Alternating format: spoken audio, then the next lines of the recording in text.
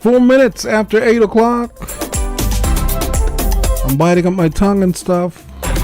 So early in the morning. Welcome to Island Tea. It's me and Kay getting down. And don't forget, we're also, the video stream is also simulcast on TVC Channel 40 on the cable system. All right. And this is the part where I say good morning to my girl Kay. Kay, what's up? I'm good, thanks. Good morning. How are you doing? Good morning to St. Kitts and Nevis, the regional and international diaspora. For those of you, wherever you're listening to us, we are happy that you're tuning in. Thank you for joining us on another episode of Island Tea. It's the 3rd day of October. Jamsta, how are you doing? I'm enjoying first coffee for the week. Oh, look at you. I went on a tea tier for a while. Oh, that's good. Yeah, I'm trying to cut back on the coffee too, because I realize. No, I'm not trying to cut back. Well, I want to cut back. I drink too much. Jeez. No, that's good. It's good for you. I shouldn't drink that much. What are you drinking? Like what? 8 cups Maybe a day? 2, 3, 4, 5 a day. That's and I like bad. the ones in the packet that's already pre-mixed for me, that has enough, whether it be. It's spread out. Yeah, but that's a lot I have to in get a a flask. day, because they say when you do that, you dehydrate your system, and sometimes I do feel like extremely dehydrated. Caffeine is a diuretic. Yeah, too, so it pulls everything out of your body. But all you have to do is put back, just rehydrate. And then it takes it back out again. So I'm looking at the headlines here. I didn't know we had a shoot-in. Yeah, yesterday. That was yesterday. But then I see one that says on October 1st. So it's day before? Oh, day before, yeah, sorry. Yeah. I think it was like the evening before or something. Yeah. Wow. So. These two gentlemen had the most unfortunate situation, and it's on our news website, so winnfm.com, and it says police provide further details on Keon shooting incidents, and it says the Royal St. Christopher Nevis Police Force is investigating a shooting in Brighton, Keon on October the 1st, 2024, between 7 p.m. and 7:30 p.m. So Karim Jeffers and Nicholas Johnson, both residents of Pond Splash, were driving on a dirt road towards the Island Main Road when unidentified individuals shot at them. The driver, he sustained 3 gunshot wounds, his upper right back. They said following the shooting, both men exited the vehicle and fled towards the main road. Jeffers tried to flag down a passing vehicle, but was struck from behind by another vehicle, causing him to fall to the ground. However, Jeffers seemed to be a very strong young man. He then assisted the driver, which is Johnson, by carrying him to the Windsor University, where police officers were present. An ambulance was called, and Johnson was transported to the Joseph N. France General Hospital for medical treatment. So the police are urging anyone with information about the shooting to contact the nearest police station or report anonymously through the Crime Stoppers hotline at 707, and an investigation into the incident is ongoing. I just decided not to go there yesterday. It was mentioned yesterday, but because at the time we didn't have any information on it, so I was like, okay, let me just leave that, because Wow.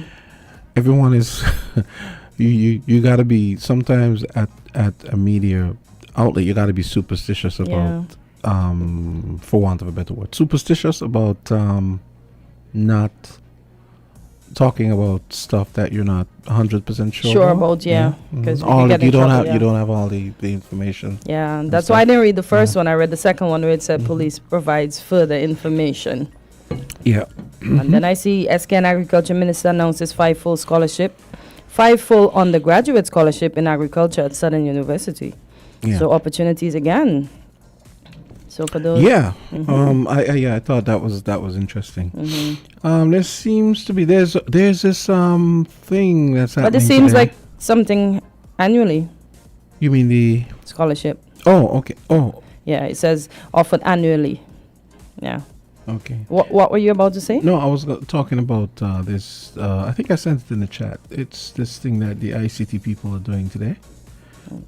It was in Delaware's chat. Let me see. Okay, hold on. Small business development. That's the IT thing?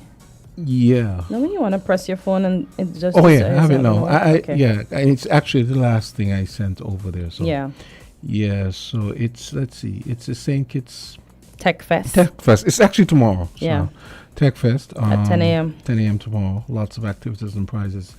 CTU ICT. Let me see if there's. Let me get some more information on this. Oh yeah. This was because I'm in their chat, and this was more sent out for people who wanted to register. But I know an IT friend of mine mentioned it yesterday that he was going to be there. 'Cause he said that he was invited. So yeah. And it's going to be at Heroes Park, the Tech Fest. Yeah. Yeah. At Heroes Park. Yeah. Yeah. He was the one actually who told me that. Okay. My friend yesterday. Who mentioned that it was that. I knew I saw it in the chat, but because I didn't read it, when he mentioned it, I said, oh, that must have been that thing I saw in Delaware's chat. Yeah. Okay. So what else is going on that you think we should bring the people up on? We need to touch that stuff that was sent yesterday. We know we have National Bank in the building today. They're going to talk about the now loans. And we also have Marcus Natter, the Cabinet Secretary. He's going to talk about the Aspire program this morning. So stay tuned for that. Yeah. And National Bank is at 9, and we have Mr. Natter at 9:15. Yes. So last night, speaking of National Bank, last night we drove up to the new branch in Burdock just to take a look and to use the ATM. Actually, I said, well, let's go up to use the ATM and kind of see what the building looks like. It looks pretty nice, I must say. There's some parking slips in front, maybe about 5, I think 5. Yeah, maybe 5. And then you haven't been up there by any chance? Passed by. Yeah, and they have the ATM off to the left of the building, which is cool. The only thing I really thought it would have been nice. I thought that they were gonna, because it seems to me that a lot of businesses, while they know they need parking, they don't seem to prioritize it.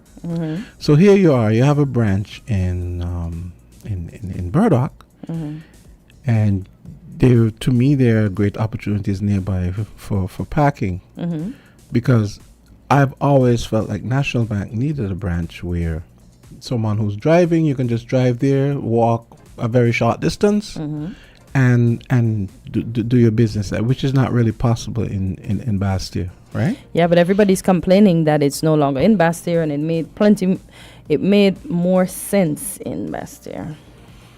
No, all you have to do is have more branches, which they did. But to me, I'm saying, like, there's some lots nearby. Of course, obviously, I don't know what's going on with the lots. It could be very well be that they would have asked people, can we maybe lease this for parking? Are you willing to sell? We could pave it for parking. Blah blah blah. I don't know, but I was kind of thinking when I heard when it was announced, I was kind of thinking that would have been one of the things that would have been done. Oh. The funny thing is, the perfect place for parking would have been right across the street where that there's a eating spot right across the street. I wonder if that's the spot that's supposed to move. Oh, they're supposed to move. The Walk Nation that is coming soon in Frigga. Yeah. I think that's what it says, but okay, I have to find out just to make sure. But that would be perfect because that you would never be know. perfect. Coming soon. Yeah, maybe that's why I hope so. But often you think that your ideas make sense, but then it turns out that other people don't think your ideas make sense, even though you know objectively your idea makes sense. No shade, National Bank. Just saying. I'm not trying any shade. No, no, just not talking. at all, not at Just all. talking. Just talking in general. So, As I was saying, go ahead. I wanted us to touch the stuff that the information the person gave you. Are you comfortable with that? Which information? About Mr. Bradshaw. Oh yeah, sure, of course. Okay, so Absolutely. we know we got some information yesterday, but then we got some more. And it says, under Bradshaw's leadership, we saw the introduction of Golden Lemon, Banana Bay, Cockleshell Bay, OTI, Fairview Inn, Holiday Inn Fort Thomas, or was it? Yeah. It was a holiday before it was came a to Holiday Inn, yeah. It Fort was Thomas Hotel. Okay. Actual Holiday Inn. Okay, yes. cool, cool. The chain. Yeah. Okay, I didn't know that, but now I'm surprised to find out. Yeah. The Frigate Bay development, including the golf course and the Royal St. Kitts Hotel. Remember, his administration acquired Frigate Bay from the Wigley family, who used to control the Democrat newspaper. We also saw Pan American Airlines and regional carriers. He was in favor of tourism, but he did not want our people to be mere hewers of wood and carters of water. He wanted them to occupy Dr. Idiom making and ownership positions in the industry. Under his leadership, we saw the start of the condo hotel developments at Frigate Bay.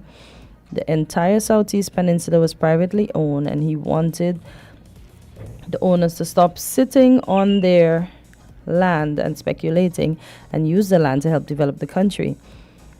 Anybody who was around at that time had their faculties and was honest would admit and confirm this.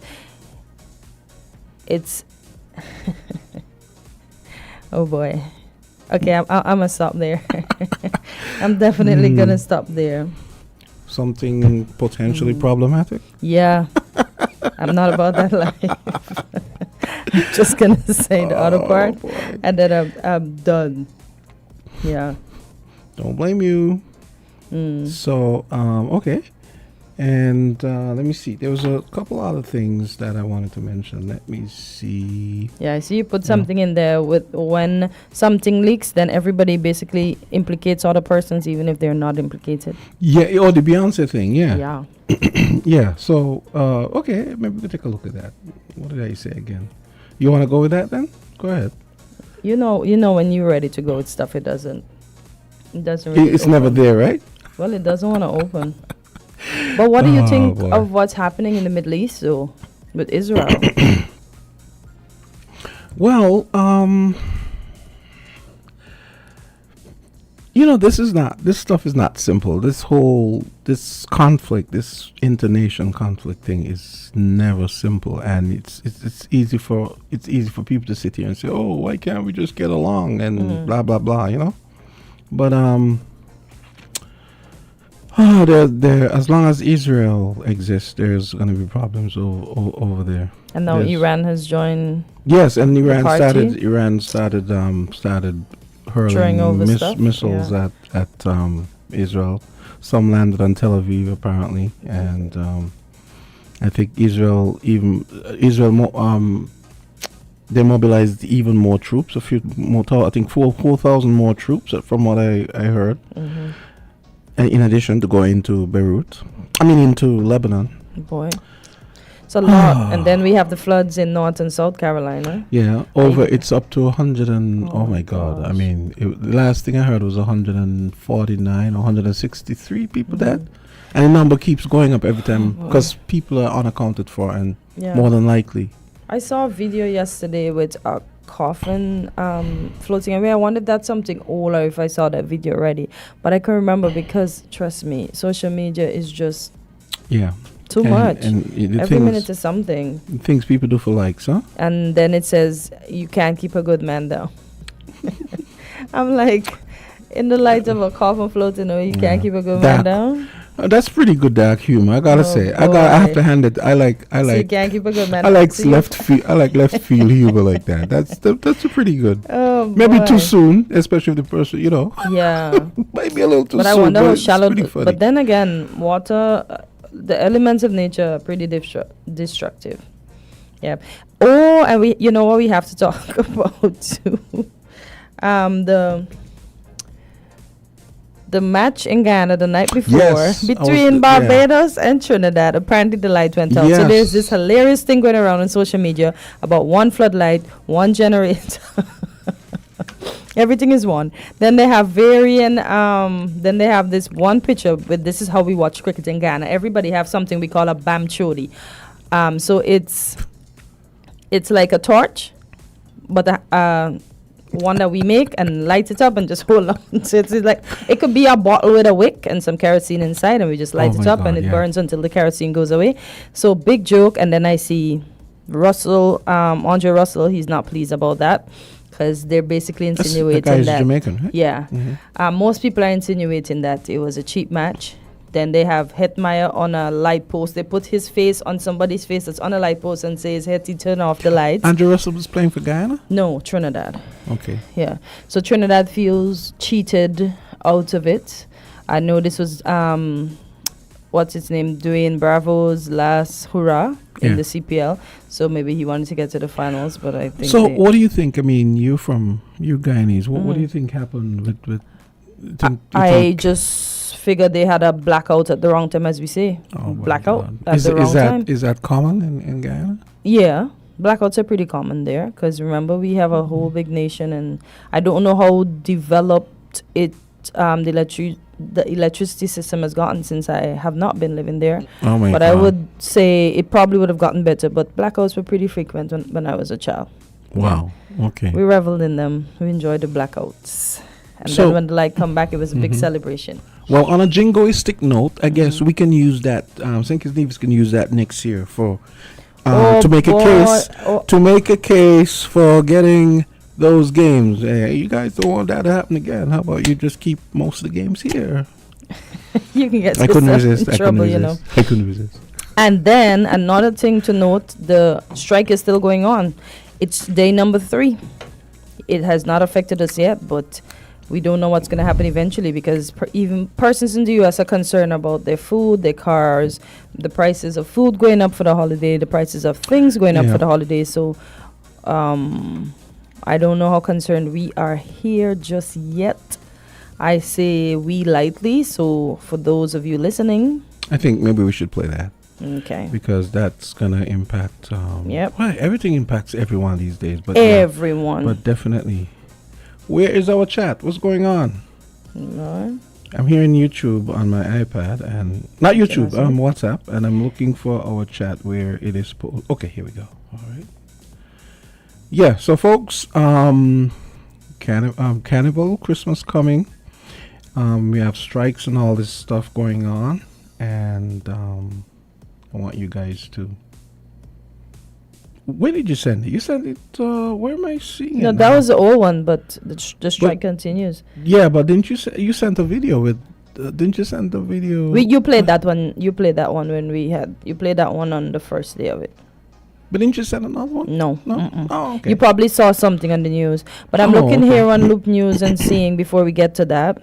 Dominican Republic says it will deport up to 10,000 Haitians a week. I guess maybe that's why they're still outside of CARICOM, because then if that's the case, you can't deport people like that. It says the Dominican Republic announced Wednesday that it would start massive deportation of Haitians living illegally in the country, expelling up to 10,000 of them a week. Wow. Now suppose... Wow.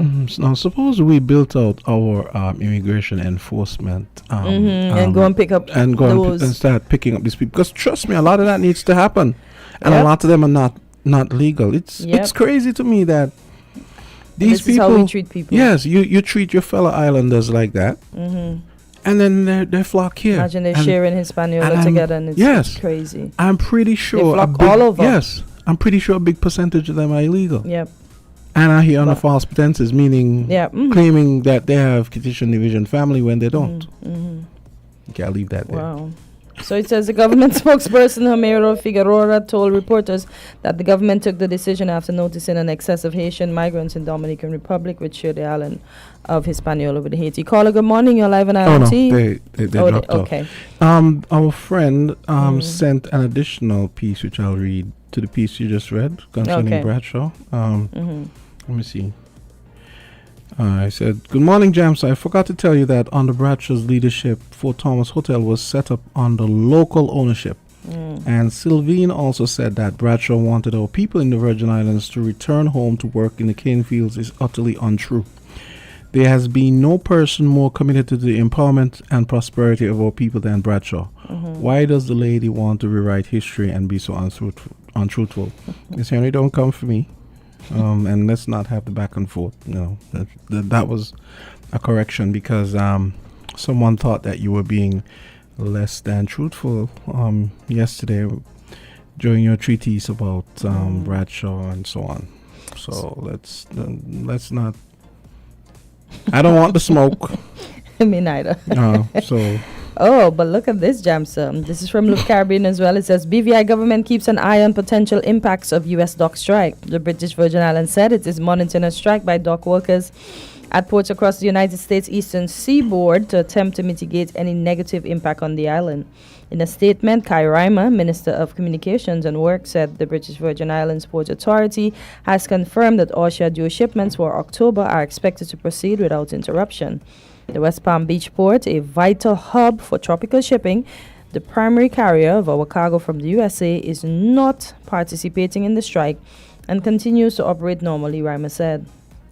While our shipping lines do not operate through unionized ports, we recognize that the duration of these strikes could potentially impact our supply chain. He said the government is hoping for a swift resolution of the impasse, as extended disruptions may lead to delay in shipment. Reimer noted shipping companies give priority to essential goods and local supermarkets are actively coordinating with suppliers to manage inventory levels effectively. Approximately 45,000 dock workers from ports between the U.S., states of Maine and Texas walked off the job on October 1st in a strike over wages and automation after their contract expired. Wow. The strike affects 36 ports in the strike affecting 36 ports is the first by the union since 1977. Wow. Like I had said yesterday, I think, or the day before, a commentator said that we shouldn't have to, we shouldn't worry too much about, let's say, prices going up because he claimed that the retailers tend to stock up very early, but they're going to use that as an excuse if this doesn't get resolved quickly. This strike thing with all these ports, if this doesn't get resolved quickly, it more than likely means that we're going to get a percentile price hike on a lot of things because everything is going up. I mean, listen, last night I went to buy a couple things and there's one particular item we buy a lot and it has gone up by like $16 in this space of 3 months. $16. I have to go to the supermarket sometime today or tomorrow, and trust me, I'm dreading it. Olive oil I'm talking about. Wow. It has gone I used to buy the big bottle, and because that might last like 2-3 months. No, maybe 2 months.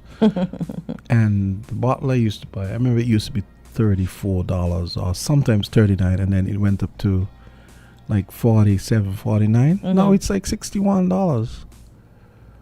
Oh, no, $67. Sorry, $67. Oh boy. As I said, I take back my stuff about it not being rough. It's a jungle around here. And that's just one item, huh? Yeah. The coffee has gone up too. Everything has gone up. Everything has gone up, yeah. Every time you go back to the supermarket, you see everything sky high. Coffee has nearly doubled in price. You see that?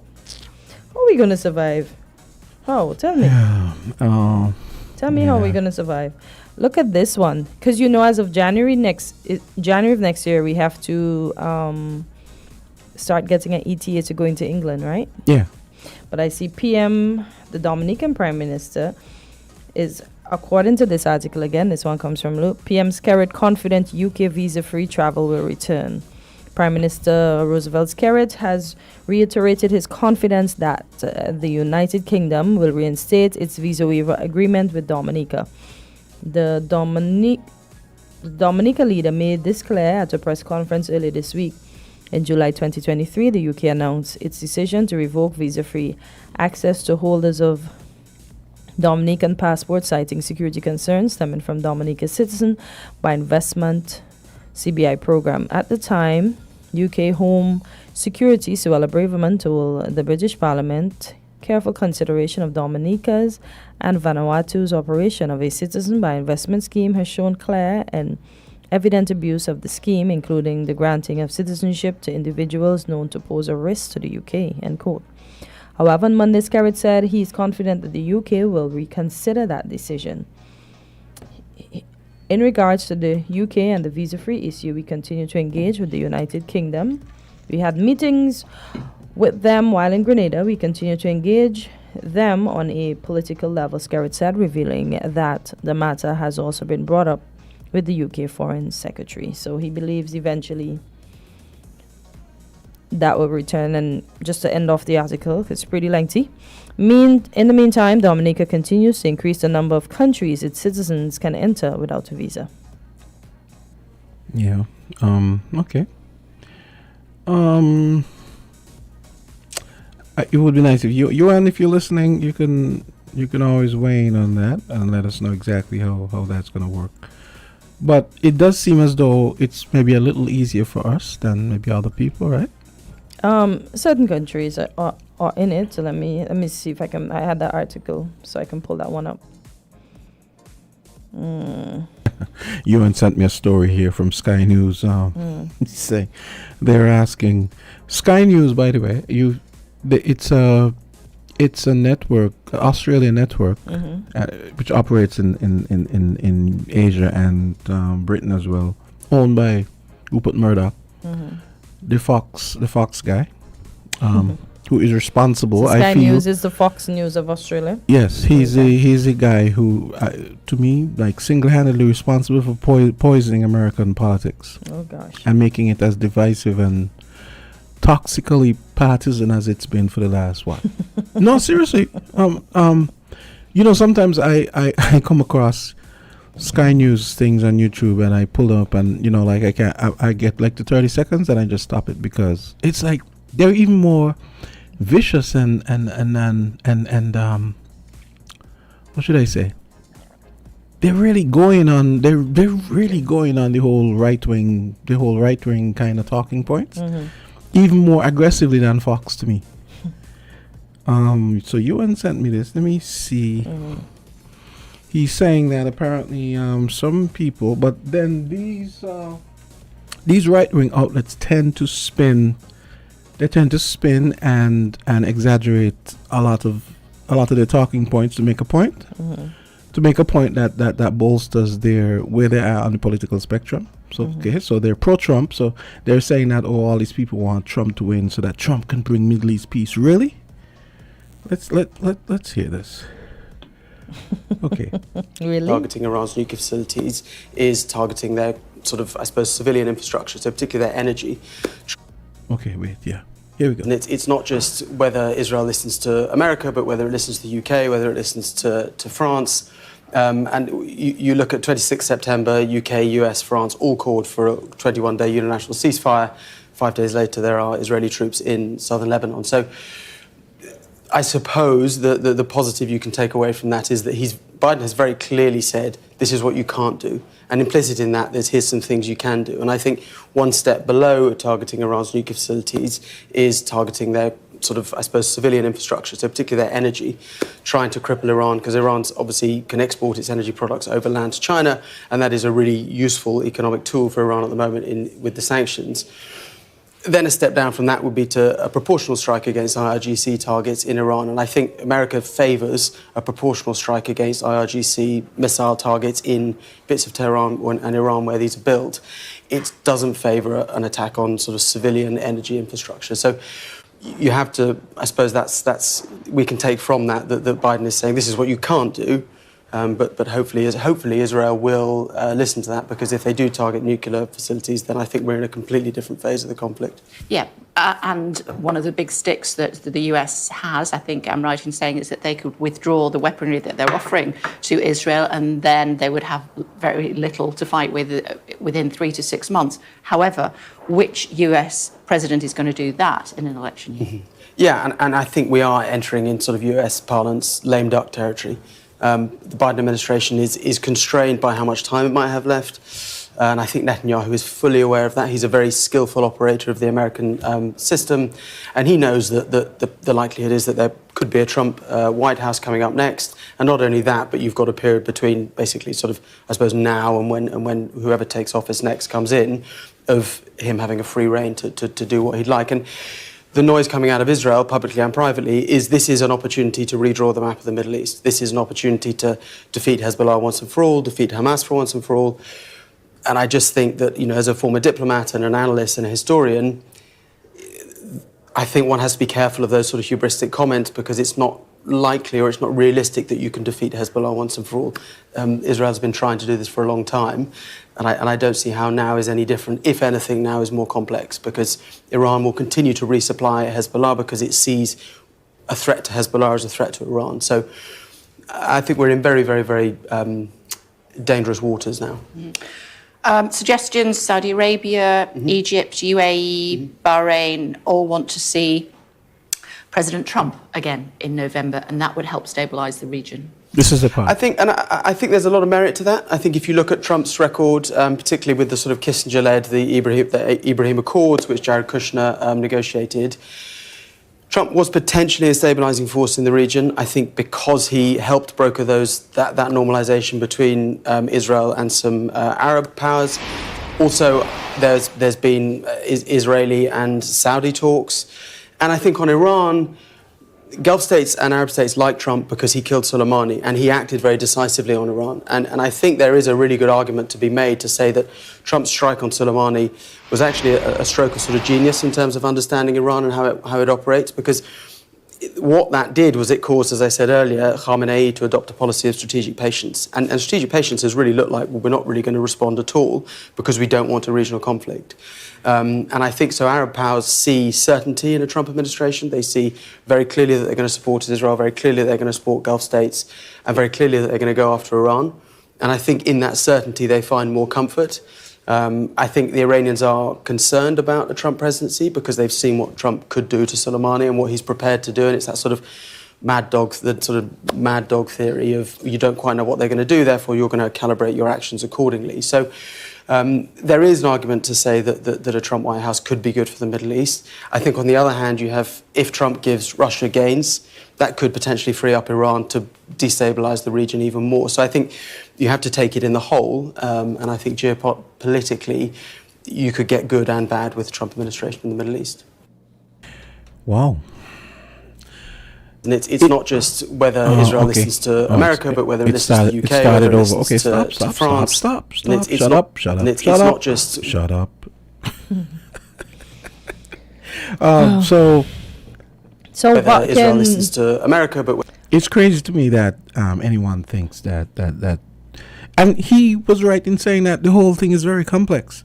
And there might be some truth to the idea that Netanyahu is using the proximity of an election as a kind of, a kind of tool to achieve his own ends. What were you going to say?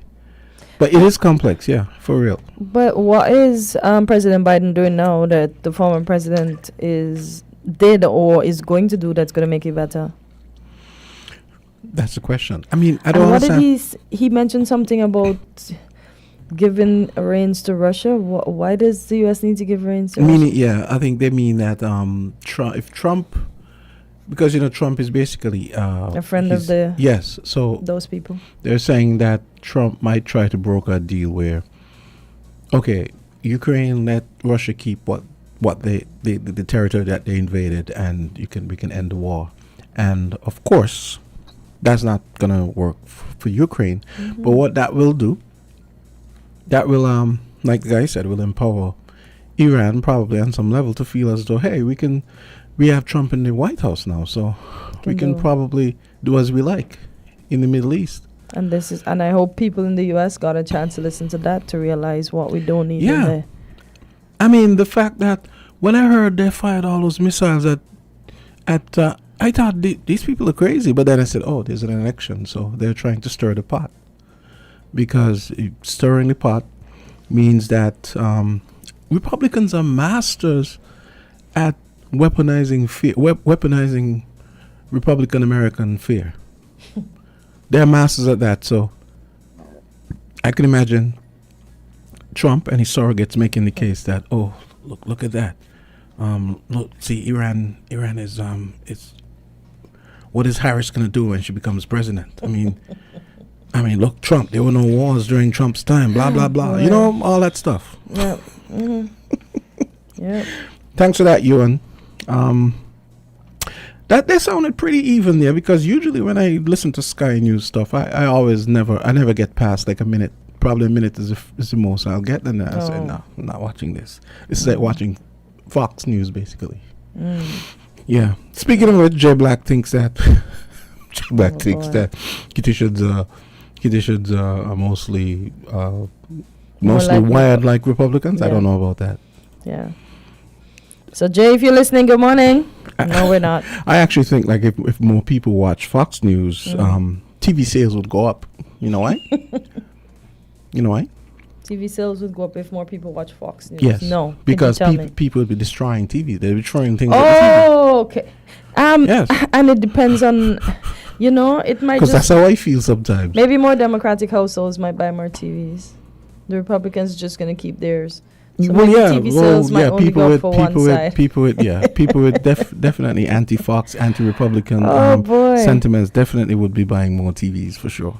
Yeah, boy. Yeah, and the idea that more people think like Republicans is crazy, because we have so many Kittians and Nevisians who live out there. Yeah. They send money back. They depend on their people that respect the laws of the United States. They're legal immigrants, and they know that under a Republican government, especially under Trump, you never know what could happen. What? You might get deported for some crazy reason. Yep.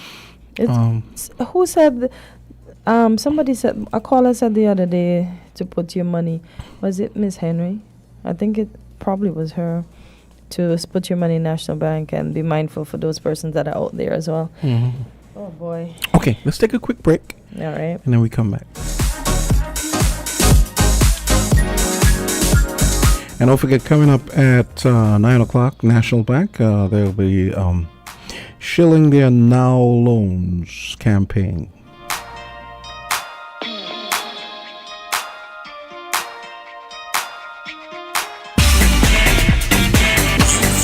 The South 98.9 WINN FM. We wish you a new car to drive, a new home for a growing family, the trip of a lifetime. Start now with CIBC Caribbean for everything you're dreaming of this holiday season. Apply for a loan online at CIBCFCIB.com. Conditions apply. Maybe it's the way the brilliant gold liquid reflects our sunshine, or how the bright blue of its label mirrors the clear Caribbean skies overhead. Maybe it's the fresh, crisp taste of this beastly cold beer on a scorching hot day. Maybe it's even the way it brings us all together. But one thing is for sure, Carib is very much a part of who we are wherever we're from in the Caribbean. Carib. It's the way we play. Drink responsibly.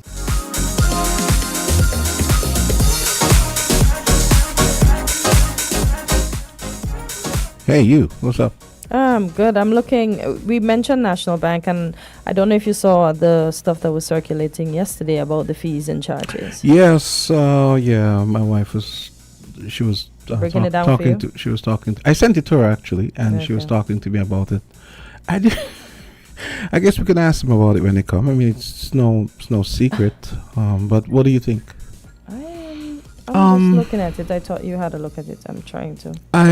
Because it's so small and there's so much stuff. But I sent it to her. I knew she would kind of fill me in. Because they said there's no fee for accounts with a balance of 100 or more, no fee for e-banking account online transactions, $5 plus VAT monthly charge if the minimum balance is less than 100.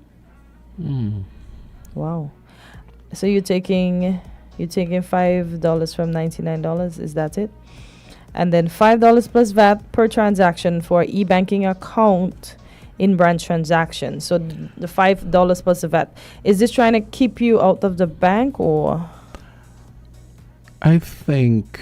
Because it says I think it's trying to push you to their digital services. Okay. But because I mean, like at CIBC, when you go inside, you and you do stuff that you maybe could do on the ATM, they charge you $10 plus VAT. Wow. Dormant saving. It's. Go ahead, Jamsta. No, go ahead. No. Dormant saving says annual fee of $50 plus VAT. Wow. U.S. savings, US $3 plus VAT monthly charge. Then existing Horizon 55 savings, $0. New Horizon 60 savings, $0. Future planners, $0. You know what that sounds like? That sounds like a game of whack-a-mole, because it seems as though those are calibrated that no matter how much money you have, you're gonna have to pay something. So yeah, you might have $10,000 on the bank, but you're not using they're it. still gonna find a way boy. to nail you. If the powers that be at National Bank are listening, you can always come in. I know this morning you're gonna talk about the now loans, but you can always contact us and get a slot, and come in and educate the people, because the people want to know. Because when people are ill-informed, yes, they do. Absolutely, and Skellick as well. Skellick, yes, calling all Skellick. Yes, please, please come on and clear the air. Clear the air. Let people know exactly what is happening. Yeah. Because I'm hearing that that they're going to be charging the fees, the surcharge for businesses. But then I'm also hearing that we're going to get it back on the residential side. So please, it would be nice, do some PR and come and talk to us and break it down for people. Make them understand. I'm a firm believer in when things are explained to people. That they're Morning. Hey, good morning. How are you doing? I'm good. How are you guys doing? We're Good, doing thanks. Good.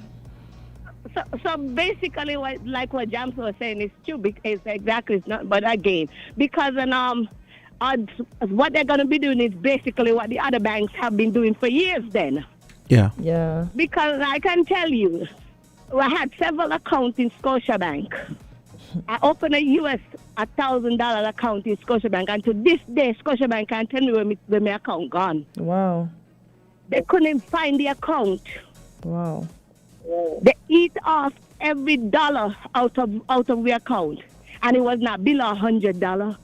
But every month, because the money going in every month, they just eat it out, and they empty the account them. Wow. And up to this day, Scotiabank can't tell me where my US account gone. So National Bank now that is the same thing they're going to be doing. Yeah. Practically eating your money. You don't put in, they eat it out. Yeah. But the U.S. account, they said just $3 plus VAT monthly charge. So yeah, you're right. Because if you have $1,500 sitting down there, eventually you won't have any money as the time progresses. They're going to eat it out. Yeah. But we leave the dormant money there for a reason. Because we want to keep it there for a rainy day. So good day, guys. You too. Thanks for calling. So that means even if you have let's say a savings account, they're gonna take money out of that. Well, let's wait until they come and ask them. Yeah. because the public is buzzing, everybody's making fun. I even saw a video where somebody cuts up a debit card. I'm hoping that was an expired card they cut up, or if it was a real card. Yeah. Okay, last night I kid you not, when me and my wife were talking, when we drove up there, 'cause we were talking about it after we got back in the car, right? It literally crossed my mind. I said, am I gonna have to start just sticking my money somewhere Under that's your not the mattress? bank? Yeah, Or because maybe, somebody. or maybe start using my credit card. I mean my what you call it, credit union account. more. Yeah, I saw some persons on Facebook said join a credit union, at least you're a part owner, and yeah, there are lots of comments, plenty comments, but as I said, I don't want to get in any trouble. So I will let them read it for themselves. It's a pity we have to be expressing fears like that about perfectly reasonable concerns Yeah, being expressed, right? concerns that could. So let them read it for themselves. Let them read it for themselves. Oh wow. Okay, 25. So, okay, no problem. So as we continue along that vein, and as we're making a call for them to come in and have a chat with us, we see the service charge on current accounts. So commercial current accounts, 25 plus VAT. Personal current accounts, 25 plus VAT per statement. So it's 25 plus VAT per statement. Foreign currency current accounts, it's US $25 plus VAT per statement. Non-banking FLS current accounts, $0. Subsidiary current account, $0. Merchant settlement, $0. Dormant current account, annual fee of $50. So you pay this per year plus VAT. And then there's a whole bunch of other items here. They have the outgoing wire fees for RBC, Barbados, and Trinidad, and redirected wires, $25 plus VAT. You have regional wires, EC accounts, online, $30 plus VAT. In branch, $50 plus VAT. You have Canada, US, and England wires, online, $80 plus VAT. In branch, $100 plus VAT. So I'm guessing that they're really trying to point us to the online services. Really trying to point us to use. And for persons like myself that prefer to go in the bank, have the interaction, how does that work for me? Because I'm going to be charged extra. I'm not going to go in the bank to pay an extra $20 that I can use to buy a meal. Is it $20 now? For certain things. Regional EC wires, online it's 30 plus VAT. If I go into the branch, I have to pay 50 plus VAT. I personally feel like the government should waive VAT on financial transactions. I mean, don't make an already Hard situation dicey harder. thing. People have money and you have to go and pay VAT and stuff. I feel like just like there's no VAT on, I'm pretty sure there's no VAT on gasoline, right? I think. I'm not sure. I don't think so. I feel like there's certain things that just forget the VAT. Because for example, if these people are going to be adding a surcharge for, let's say, residential electricity, I could make the argument that, okay, that might cause an additional hardship. So maybe let's waive. Let's waive the VAT on financial transactions. I'm just laughing because it's like I don't know. you see these things, you get happy, and then it gets taken away from you. So I don't want to cry. I don't want to be sad. I don't want to be unhappy. So I'm just going to chuckle and, just move along with life. Because what else are we going to do? Cleo. As they say, everything goes up. But Cleo sits back under the bed. Put the exactly. Chuck it under the mattress. Cleo, Chuck it underneath. Cleo don't want to go home and meet my house broken into and the boy. mattress cut to big pieces. Don't give anyone any ideas. Boy. Oh, as somebody had a comment yesterday, they say, don't bother with the partner hand, put your money in the bank. Basically saying, you see, we put my money in the bank and now this is what's happening. I gotta say they're making a lot of cases for people who might want not to do that. But you realize every time, you remember when something was going on with Royal Bank. I don't remember. It was a few years back when when the queue was so long on the outside because everybody went to take their money off of that bank. Yeah, it was Royal. Remember that? Yeah, it was Royal Bank because the Wow. line extended around the corner. It's crazy. Oh But my every God. time something happened. But folks, let us be informed. And once again, we invite National Bank to come on, have a chat, inform the And people. as you can see, the Inform gentleman, people. yeah, gentleman is sitting behind me. But, Okay. he's already told me that that they've already agreed that is something they have to come and do some PR Okay, on. good stuff. Good But stuff. he's Yeah. just dealing with it now. Alone. Of course. Yeah, So we're not. I knew that. Yeah. So we're not gonna even bother with that. So So folks, we won't put you on the spot. no, not this morning. Not this morning at all. Not this morning at all. There's this kind of cool story. St. Kitts launches rum master degree at Old Road Rum Distillery. Ooh. Yeah, so the Caribbean island of St. Kitts has recently launched an exciting new program at the Kittitian Rum Master Degree. This immersive program offers participants a unique opportunity to explore the rich history of rum making while gaining practical skills in crafting their own spiced rum and cocktails. The program begins at the historic Wingfield Estate, home to the Caribbean's oldest surviving rum distillery and the newly established Old Road Rum Company. During the one-day tour, participants will explore the ruins of the distillery, which dates back to 1681, while learning about the island's deep connections to the sugar and rum industries. The estate was once owned by Christopher Jefferson, an ancestor of former U.S. President Thomas Jefferson, further cementing its place in history. Let me see. And look for some other. This is kind of interesting. What I found kind of funny, right?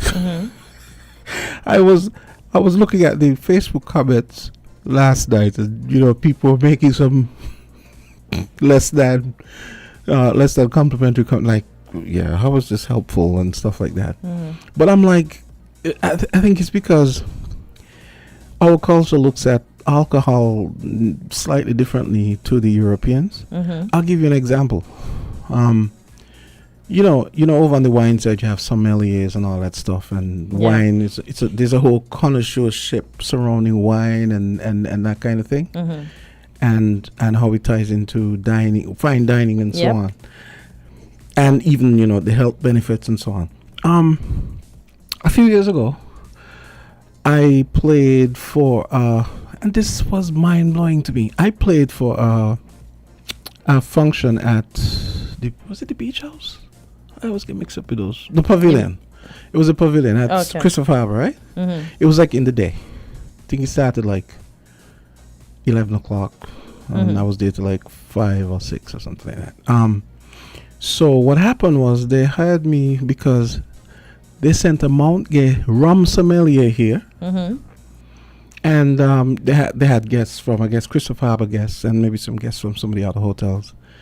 And this guy, it blew my mind. I never knew you could actually be a rum sommelier. This guy I didn't know Mount Gay made so many different types of rum.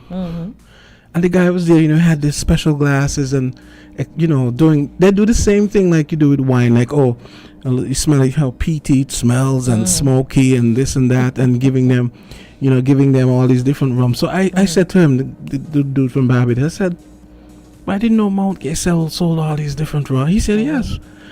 And he said, this is what we do to encourage people to, let's say, embrace our liquor culture, because rum is basically a Caribbean thing, right? Yeah. It's basically liquor made from sugarcane. Yeah. Why you laugh? Because of what it is, and because It seems silly. Seems slightly. No, different. not silly at all. No, because when you think of rum, and you don't associate it with fine dining or fine living. That's what you mean. No, exactly. I know what you mean. Yeah, I know what you mean. That way. But this was actually designed to make people view rum that way, and because the Europeans and so on, they're already predisposed to they embrace wine and gin and vodka and all these other things. So why not rum, right? I guess. I guess it's like familiarity breeds contempt, I think. Yeah. And then you think of the guy across Irish Town, Yeah. come out to the rum shop. Or the rum office. Or down in the drain. And down in the drain. That's what we're exactly, thinking. yeah. So no, rum is no less classy or decadent than any other liquor. Because you seldom see They're rum all when the you same. go out for dinner on a table. You see a wine glass, you have champagne or something, not rum. You drink rum if you're sitting at the bar with your friends or if you had a little get together or a party. Clear is on a comedic role today, man. Oh, boy. Clear says when you think of rum, especially the bush one, you think of it eating out your liver slowly. Exactly. Well, the same could be said about the other liquors, Clear. But I know, as you said, he made it, the rum sommelier made it appear nicer than it normally appears. But Yeah. you don't see rum at dinner tables. You have to look at it. Wine. That's true. But I mean, you could have if you have a nice cocktail. Yeah, a cocktail, but you mix know with a it still juice isn't the or- rum. But on it's the still table. rum. But it's still not the rum. It's fancy because it's in a nice, tall, either martini glass or champagne But it's no glass. fancier or no more degenerate than any other liquor. But it doesn't look good on the table. You're not going to see a rum Degenerate glass with... I can't think of another word. So Rum doesn't look good at dinner. Why not? You go to the bar afterwards. But and you have- usually you're not. Obviously, you're not really gonna be drinking those kinds of liquors for dinner. You'll probably be drinking wine, exactly, right? that's what I said. Right, Something but I fancy. mean, you could have like a nice cocktail with rum. I mean, rum and coke. Rum and coke is one of the simplest, but one of life's still not gonna see great no simple rum and- pleasures. It depends. Seriously, like rum and coke, people don't understand how delicious rum and coke. It's just so simple, Oh my but God. it's Y'all delicious. should see Jamsta face. Whatever, man. Okay, 1 minute to 9 o'clock. We have National Bank coming up next. And it's all about their Now Loans campaign. So I think now would be a good time to go and hear from the people who pay the bills. And we come back with National Bank.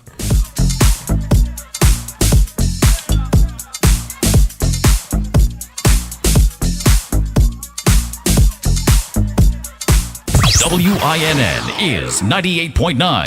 98.9 is WINN FM. Have you heard the exciting news from Makana Ferry Service? Here goes! We've reinstated subsidized rates for 2024. So now you can travel to Sabre, Statia with a reduced return rate, and we introduce special same-day rates. Wait! There's more! You've asked for day trip to St. Martin? Well, now it's a reality! Yes, on the weekends. Also, with the introductory special same-day rates, giving you savings and affordable transportation options, where you save every time. And hear this, our new schedule now includes Anguilla. Go to www.makanaferryservice.com or call our local agents. Ship it for less at 869-466-1151 extension 2 or 662-3961. You can email makana@shipitforless.com. So now you know. Enjoy the sun, sand, and unforgettable celebrations this summer with Makana Ferry Service and the gift of connection.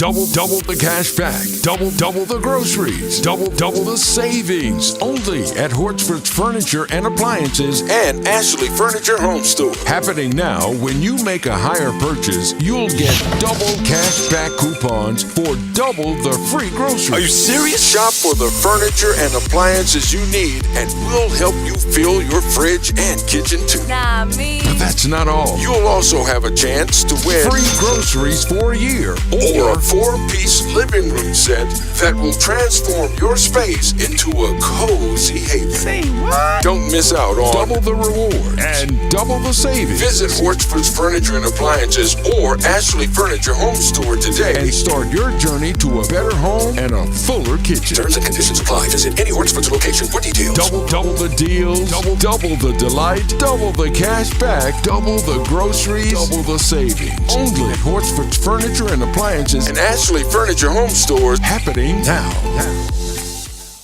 Now loans, cash at the speed of light, so fast you won't believe it. Now loans, cash at the speed of light, right now, right now.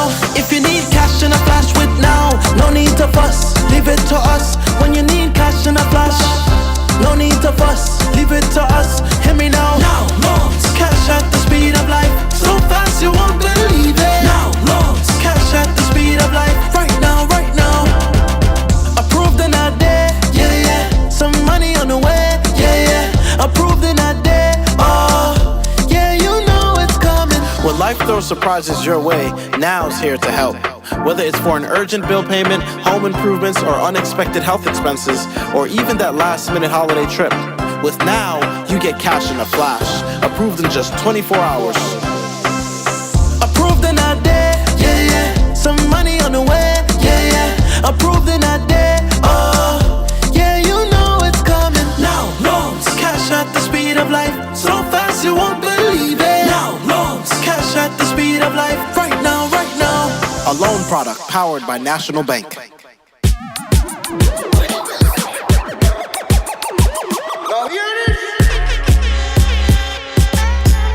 Now hear this. It's all about National Bank. Operative word now. Yeah, now. Jamal Collins, welcome to the studios of WINN FM. Welcome, good morning. Thank you. Morning.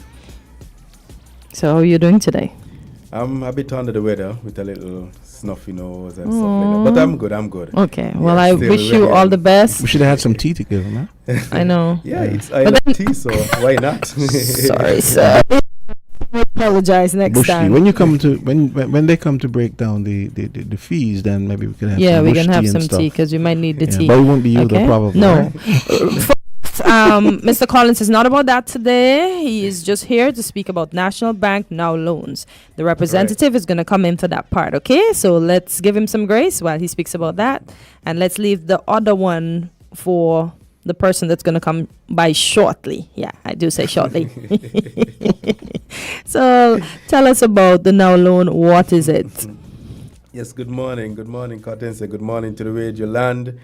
And so I'm here from National Bank. As I said before, my name is Jamal Collins. I'm the Customer Experience Manager at the Express Banking Center. So I'm here to share some exciting news as it relates to our Now product. It's a suite of products that we have where we're offering loans to the general public. And so there's great excitement that will be built around this.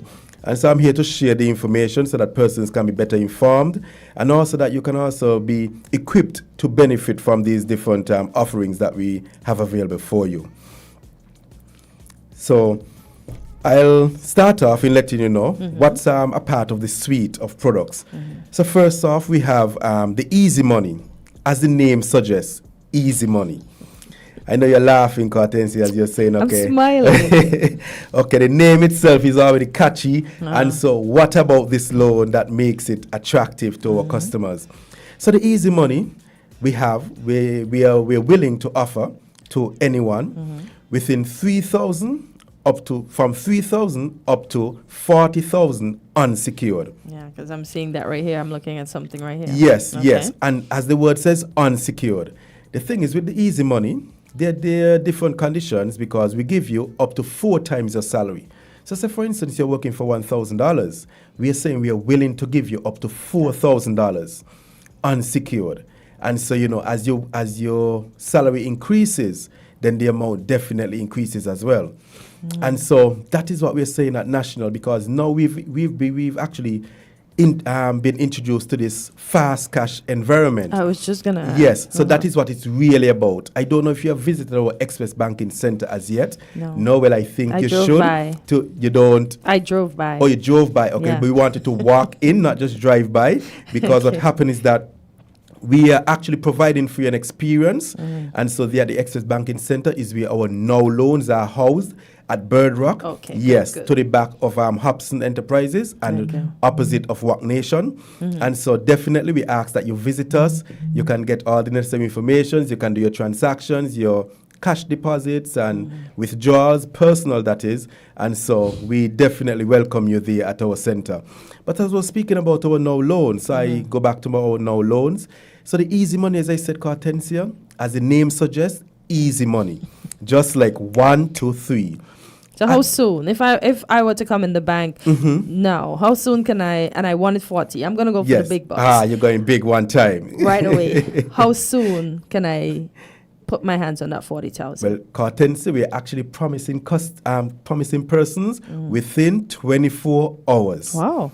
That's yes, quick. it's wow and no. I think you need to marry them because they're definitely what we are actually putting across. Go ahead. Oh, yes. So what happened is that this has been proven. Our customers can let you know that they walk into our center, they sign up once, all the necessary documents are provided and they are approved. Then the 24-hour starts. Not that you just submit and partial information is provided. Then that cannot complete the transaction. Okay. So it's all the documentation, and then that's when we start the 24-hour countdown. That kind of makes sense because it might take you a day or two maybe to get all the documents. So that's reasonable. Yeah, so we don't want the wrong impression to say, hey, I go online and I submit. And within 24 hours it's dispersed without the necessary documents. So, yes. You mentioned documents, yes. Jamal. What kind of documents do you need to secure this unsecured loan? Okay, at National, we're making life simple and easy. With National, all we're saying to you, provide first 2 forms of government-issued valid IDs, proof of address, a job letter, and once you have the ability to assign the salary deduction, that's all. Oh, I like that. So you make sure you get back your money. Yes, correct. And it's a good way of, taking the stress of us. Remembering we have to go and pay the bank. Because then you may forget, that you have a payment and then you get late payment fees, missed payment, and these things add up. So we're saying, hey, let us make it easy for you. At National, we're just trying to make it easy for you. That's all. But what happens to people, let's say someone is self-employed. How does that work? Yes, good question, Jamsta. What happened is that we are really catering to persons who are employed, who can provide a salary deduction. However, let me continue. However, you are not exempt from our overall loan offering. Remember, we still have a credit department that can facilitate your request. Just that it means there will be additional credit checks and a different, because we need to be able to satisfy ourselves that, hey, we are in a position where you will be able to repay. Because, with these environments, they're very risky. Yeah. And so you have to ensure that there's enough, whatever is in place to cover the risk factor. Just like any other lending organization, you need to ensure that, hey, my risk is mitigated. So if you're self-employed, we're not saying no. What we're saying to you, we'll just transfer you to our other department, our credit department, who can then assess your situation, because normally a self-employed individual, they take a little more due diligence and different things. So, so you're not being exempt at all. Being self-employed, do you have to have insurance just in case? Because You mean for our loans? Yeah. No, there's no insurance. No, there's no insurance. Okay. No. All We're actually, that's why I tell you, it's an environment that we're making it so easy. You're going to hear me use the word easy today because it's going to be proven that it's really easy and we're not complicating the situation. Okay, salesman yourself. Okay, so I have technically 3 questions, but Go right 2 of ahead, them are the Johnson. same Go from right 2 different ahead. people. Someone wants to know the interest rate. One, can people residing overseas apply, and also, do you have to have a bank account with the bank? Okay, 3 good questions. Let me start with the first one. One, you asked about our interest rate. Jamsta, I can tell you this much. While I won't quote the exact interest rate, I'll tell you we're the most competitive rate throughout the entire federation, and that's guaranteed. Any other player who is within the fast cash environment, if you have to go and do your own due diligence, you can. You're going to find out that we're the most competitive, where some of our competitors have actually doubled our rates that we're actually offering. So I'm telling you, Jamsta, it's no joke. We've already had customers who would have come in, who would have seen the savings as it relates to how much they're going to pay and how much they would have been paying at their competitor and the time frame for the same loan, and they would have had the experience to know, hey, at National, we're providing for you an opportunity where you can save and at the same point in time being empowered. Overseas? Oh, the overseas customers? Okay, what happened is that you should be employed within the federation. Okay. Because what happened if you're employed overseas, then that now opens the risk meter, because just like everything else, remember, we need to measure our risk factor. And so being employed overseas, what control do we have to ensure that your employer there will be sending the funds here? So we need to be gainfully employed here in the Federation so that we can then, be able to monitor, manage the risk factor that I'm speaking about. So you should be employed within St. Kitts. But, however, if you're employed in St. Kitts, but you would have traveled, hey, Kortensia run out of some funds and she need a quick one, an easy money to be dispersed. Kortensia can apply online and within 24 hours have that in her account, quick and sharp. I'm telling you, Jamsta, you're laughing like you don't believe me. Jamsta, sign up. Just smiling because it's like real easy. It sounded real good, right? You were selling. You are selling. Yeah. It is easy. I'm telling you, it's easy, like 1 to 3. And that's only one. That's only one that I told you about. So what about when you hear about our second suite as it relates to our now loan? The second one we have, Jamsta, I think you had the next question. Yeah. Tell me. Do you have to have an account at the bank? Oh, at National, we welcome all. You don't have to be a customer at National. All that we are saying to you, once you're interested in our service, just come, and if you're not a customer, we're going to provide for you a disbursement facility that is going to give you the funds, even if you're not a customer of our bank. So we are not discriminating like the other competitors. We are welcoming you, and we welcome all, Jamsta. And I'm sure that will probably encourage the people to open an account. The few people who Yes. don't have national bank accounts, right? Yeah. So you can. So, but we are not saying you must. Yes. It's not compulsory. Okay. As I said, at National, we are giving you flexibility. We're empowering you to still have control over what you do. So we're not saying you have to, as it relates to an account with us. Okay, can we get to the second suite? Yes, so the second suite. So the second suite will be sweet because this one now is what we call the early payday. And just as the name suggests, the early payday. Sometimes situations happen, Kortensia, and so you may say, hey, I'm not getting paid until a week from now, 2 weeks from now, 3 weeks from now. But I have a situation now that I need to be addressed. Here at National, we are saying to you, we are willing to assist you. We are willing to assist you up to 1 times your salary, which is up to $10,000 unsecured, Kortensia. Your salary, 1 time your salary, up to $10,000 unsecured. And how does this work? Is that you come and you say, hey, we at National we're giving you flexibility. You choose your terms. The same with the easy money, you choose your terms.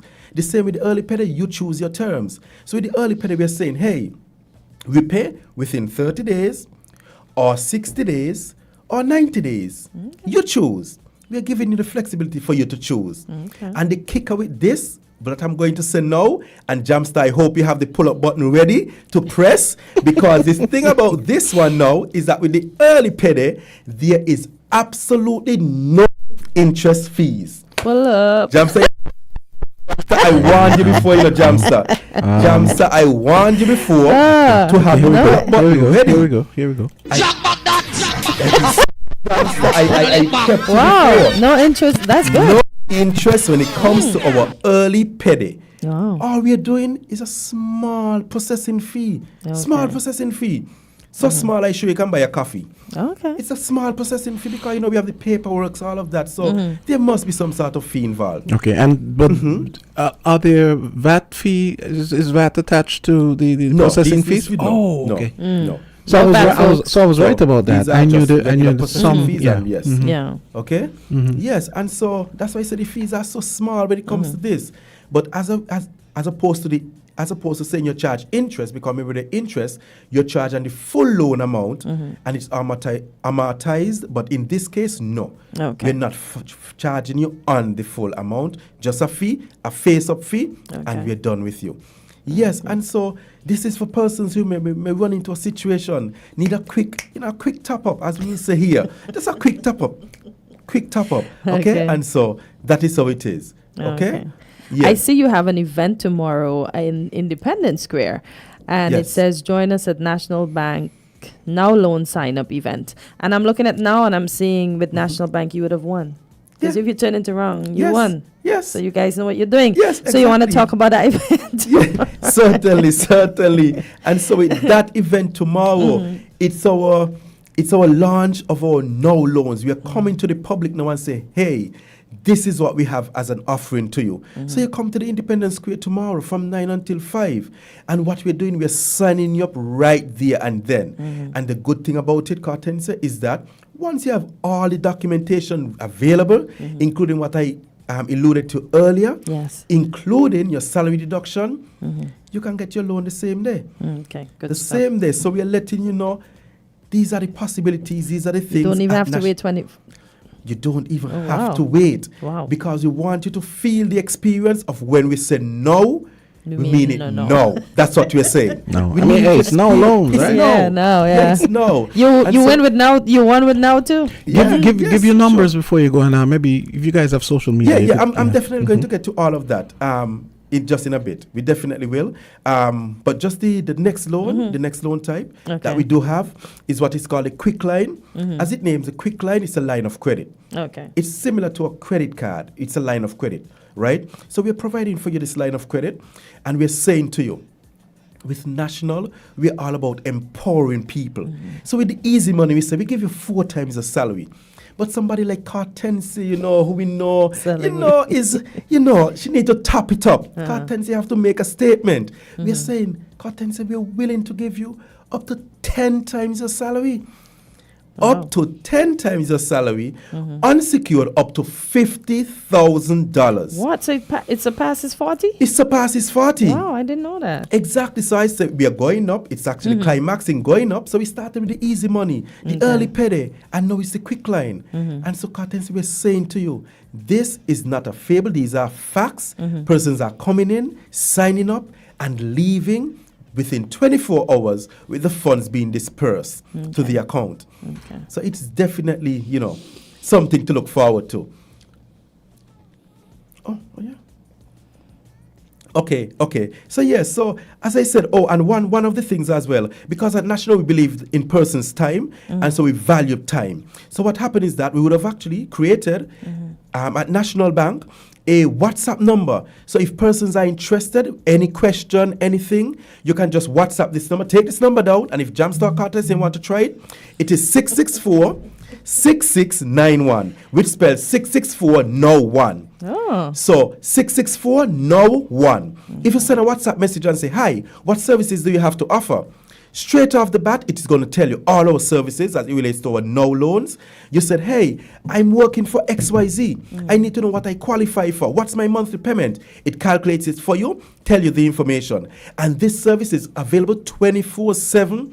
So you don't have to wait to come into us. You don't have to call us.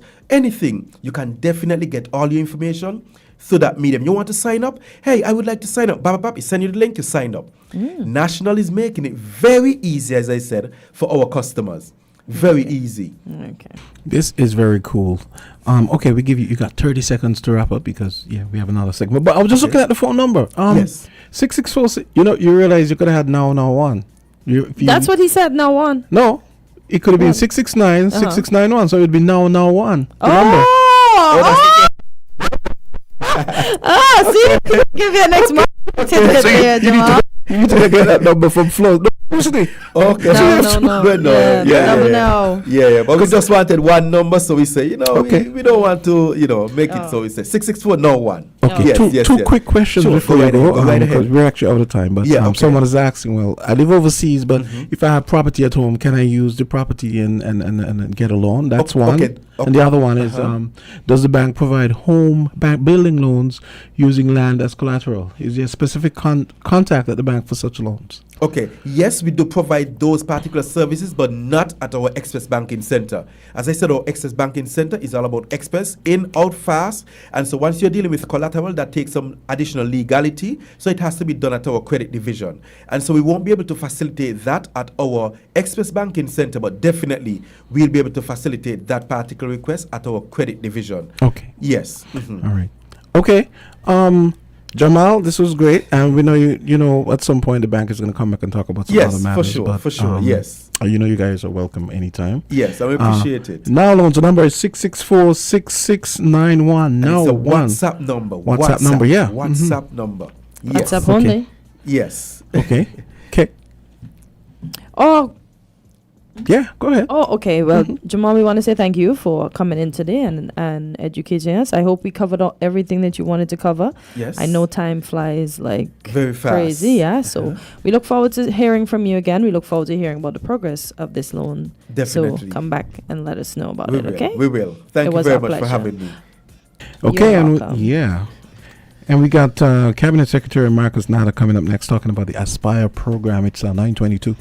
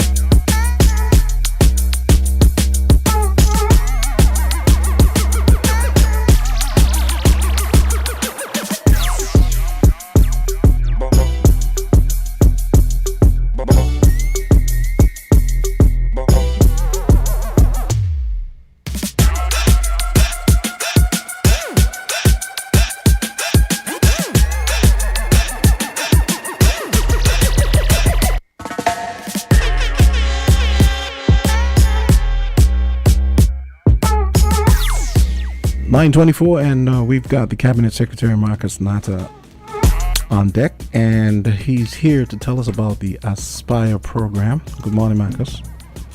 I don't think he can hear you just yet. Yeah, he doesn't have his headphones on yet. Good morning, Marcus. And I'm sure you're going to tell us about the Aspire program. Yeah. Can you hear? Can you hear me? Okay. You now. Good. Okay. All right. Okay. So take it away. Oh, okay, good. So, thank you so much, Jamsta. Thank you to WINN FM as well for giving me an audience. Yes, I'm here to speak about the Aspire program, which was recently launched last month, just in September at the National Youth Rally. Mm-hmm. So Aspire stands for Achieving Success Through Personal Investment, Resources, and Education. And actually, just before I jump into what this all means, I must congratulate Ms. Ornique Maynard, who came up with the acronym. We had a competition back in July, mm-hmm. and we had received over 200 entries for our financial savings investment program that we were trying to launch. Mm-hmm. And so we wanted a name, we threw it out to the public, and Aspire was ultimately the one that was chosen by Ms. Ornique Maynard. She's from St. Kitts. Okay. Congratulations, right, so we congratulate her on that. And we really do love that name. It embodies everything that we want the program to be about. Mm-hmm. So back in December, and it was December 13th, if my memory is correct, when the Prime Minister, Dr. Terence Drew, the Honorable Dr. Terence Drew, gave his budget address. And during his budget address, he mentioned that he wanted to start an initiative, at the time calling it the Financial Education and Savings Program, where we wanted to give young persons a financial head start, mm-hmm. as well as financial education and improve their financial literacy as well. So citizens between the age of 5 and 18, he mentioned, would get that start with an initial 1,000 EC dollars cash investment, where 500 would be towards a savings account and another 500 in investments. Yeah. And so I was very pleased to share that the Aspire program was successfully initiated and launched during the National Youth Rally as part of our independence celebrations. Because when the Prime Minister speaks, and then he tasks you with cheering something like this, mm-hmm. I really can't to make him out to be a liar. I have to work hard to ensure that what he says comes to fruition. And I'm really happy that after months of lots of work and an amazing task force behind me, some very skilled, talented, and intelligent persons, we are able to say that this program has been successfully launched and will be rolled out in several phases. Okay. Right. You speak about phases. Can you delve into some of it? Sure. So the first phase, which we think and we feel we can really deal with very quickly, is setting up of the savings accounts. So when the Prime Minister made the announcement at the National Youth Rally, that also launched our portal, which is aspire.gov.kn, our website. And with that website, parents and guardians can now go on and register their child for the program. So the sort of low-hanging fruit is opening the savings account. Every day people open savings accounts. That's very easy for us to do. So that's the first phase, getting persons registered and opening that account with the $500 in cash savings, which will be at the St. Kitts Nevis Anguilla National Bank.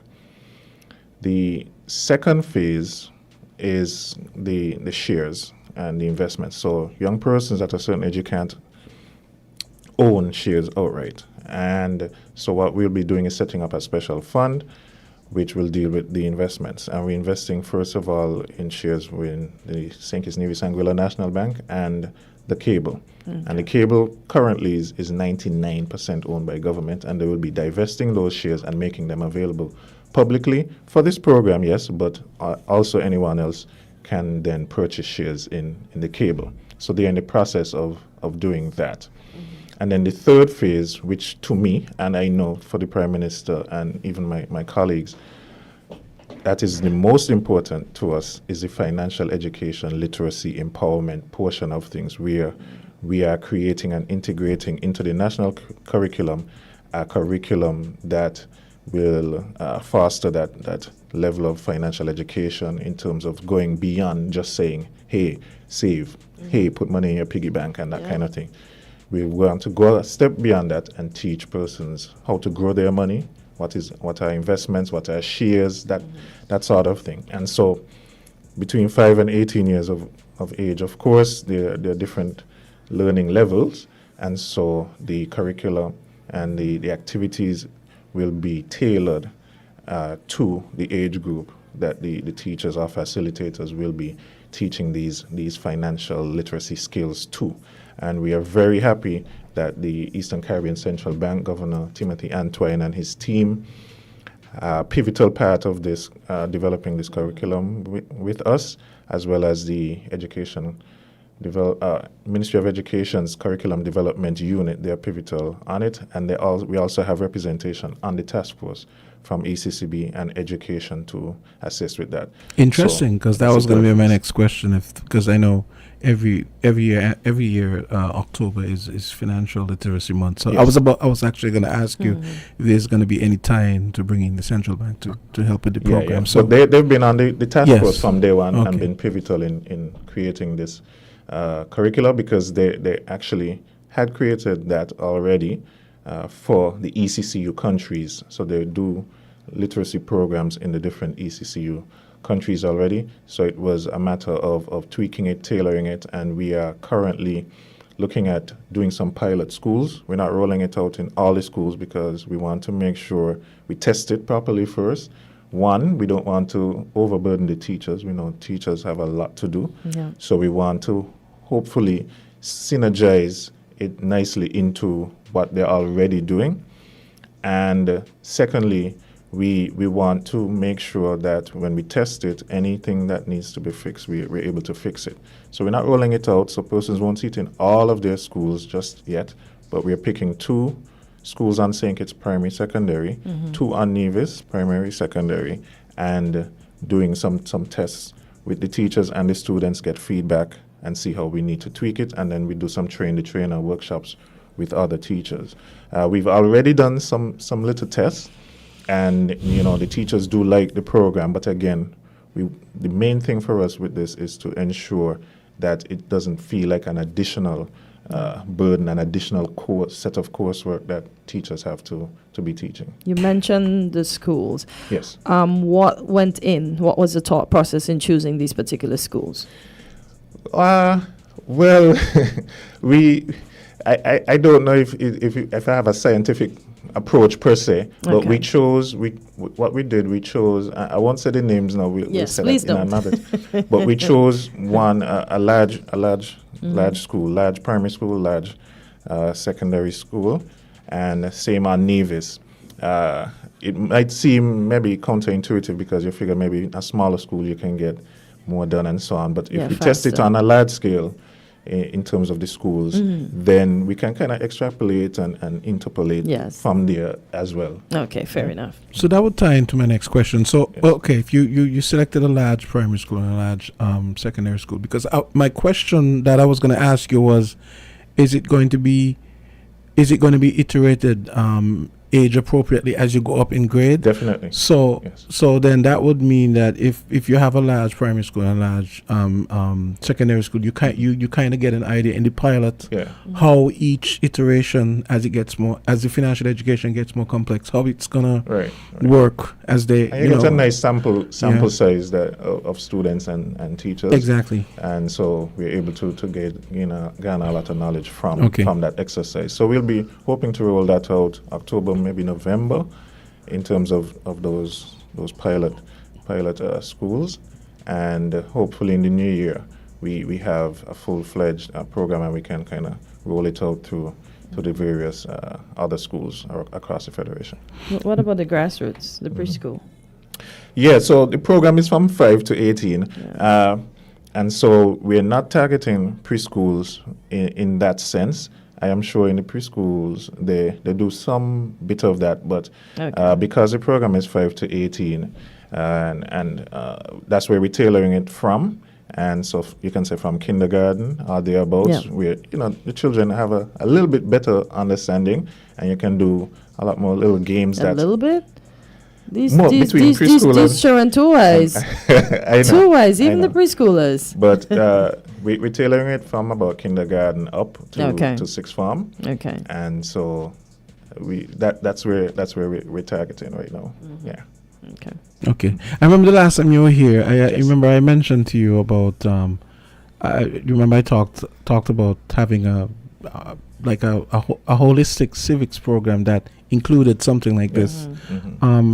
Okay, maybe this question is probably not appropriate, but I still wanted to ask if maybe sometime in the future you guys would maybe tack on, because aspire is the perfect word to roll out education like this. I mean, financial education as well as civic education and that kind of thing. I just wondered if that's something you guys have thought about. From my limited knowledge of what the Ministry of Education is doing, I know that is something that the Deputy Prime Minister and Minister of Education is keen on in terms of civic mindedness and how we build that into the curriculum. I recall my father, blessed memory, talking about having a civics class. It was actually a civics class back in, I don't know if it was in standard 4, 5, 6, 7. So I heard, and in grammar school and that sort of thing. And so, I mean, as we developed, quote unquote, as a country and so on, certain things have gone away, and we realize that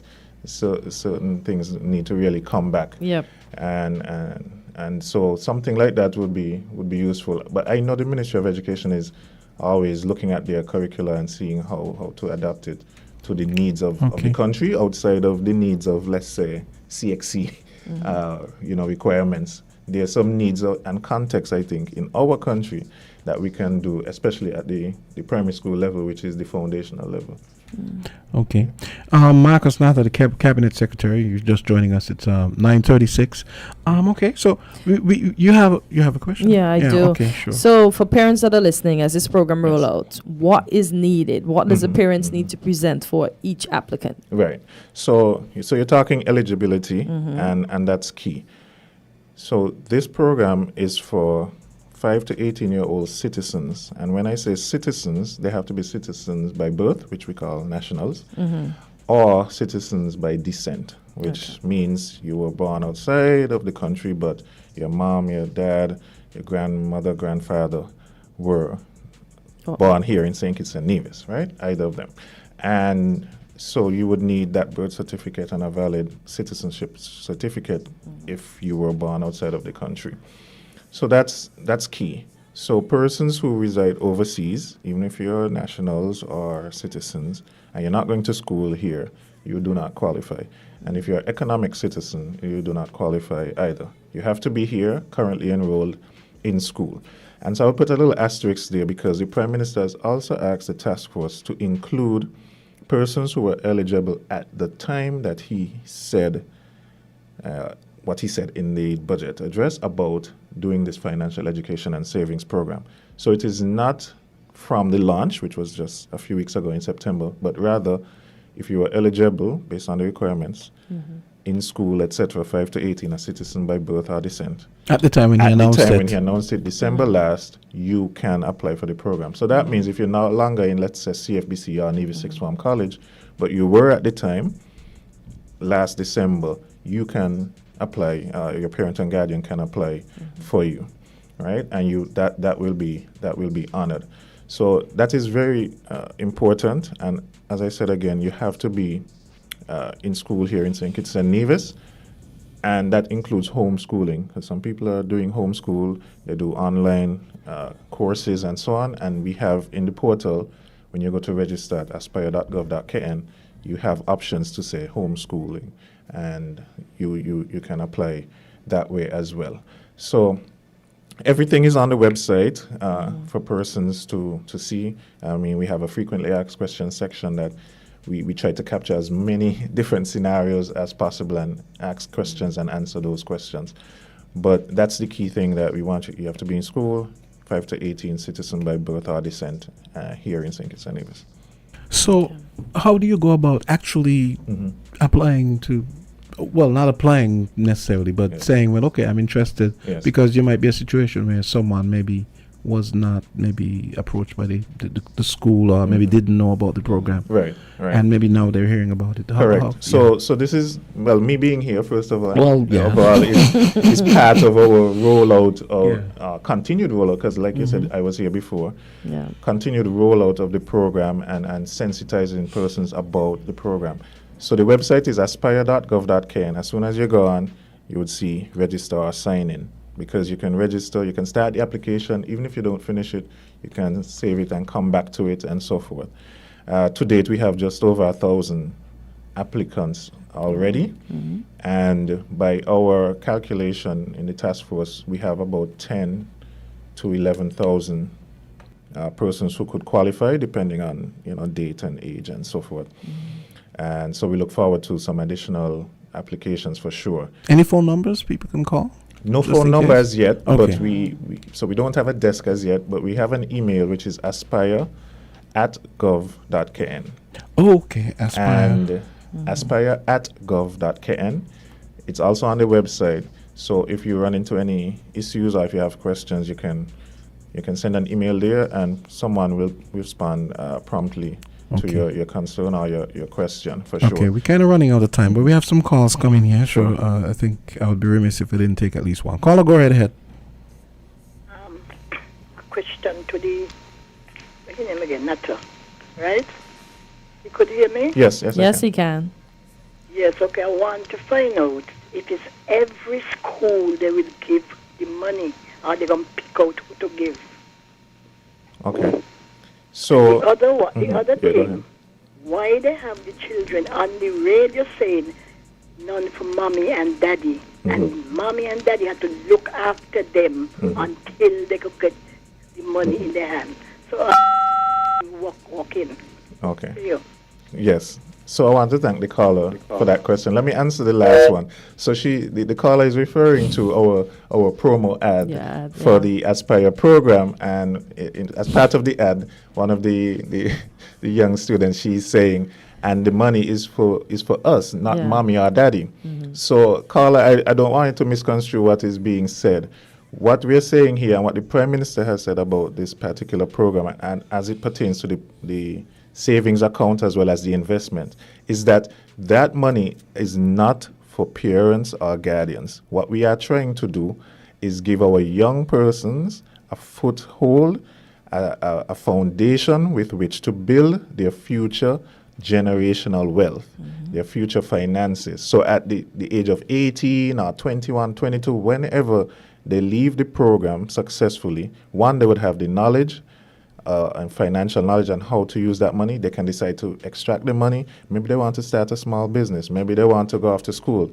It just gives them a head start where their parents may not have it at that time, and they now have it through this initiative by the government. So that's why the little girl is saying it's not for mommy or daddy, because one of the caveats is when these accounts are funded and set up, you are able to deposit into the account, whether it's your granny sending you a Christmas gift or your mommy giving you a birthday thing, or you did a little housework or a chore for somebody down the road and they give you a little change and you're able to put it into the account. But you cannot withdraw. So parents cannot withdraw from the account.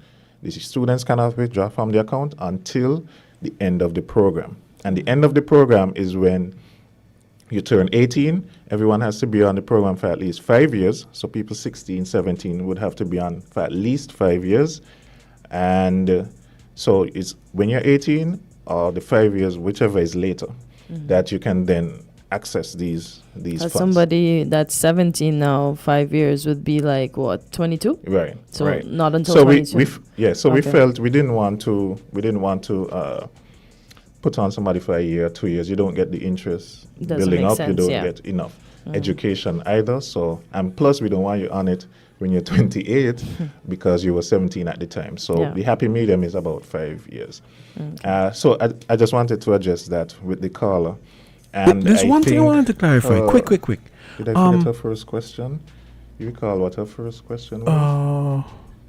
Well, it was about the mom and it's not for mommy and daddy. It's that not was for mommy. She was asking if you're picking certain schools, everybody's going to get it. Yeah. Yes, thank you for that. So, no, this is an individual, student by student. It's not about the schools. That every student, 5 to 18 years of age, if they're a citizen of St. Kitts and Nevis by birth or descent, their parent or guardian can go to the website aspire.gov.kn and sign them up. We will also be doing a community center tour where we'll be going into the communities and having persons come in and sign up, because everybody may not have a device, internet, etc. We'll be able to help you to sign up.